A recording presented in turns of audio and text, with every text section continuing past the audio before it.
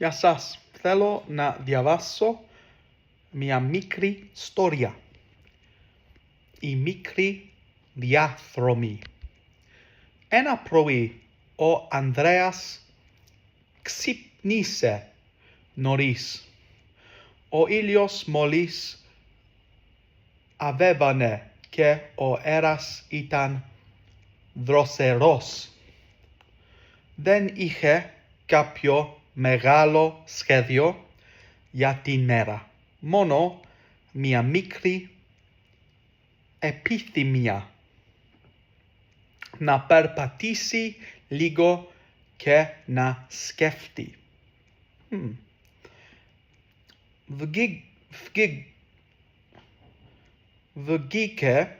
Βγήκε από το σπίτι του και άρχισε να περπατάει αργά. Στο δρόμο άκουγε τα πουλιά και τον ήχο των φύλων.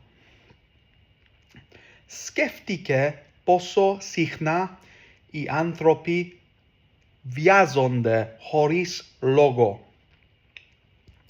Καθώς περπατούσε, θυμήθηκε μια παλιά φράση.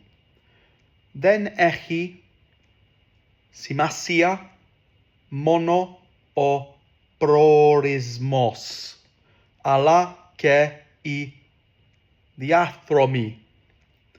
Για πρώτη φορά ένιωσε ότι καταλάβαινε πραγματικά τι σημαίνει.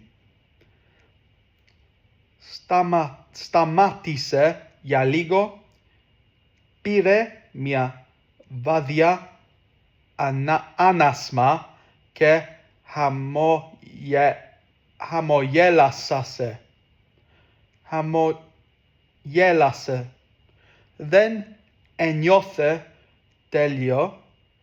τέλειος, αλλά ένιωθε ήρεμος.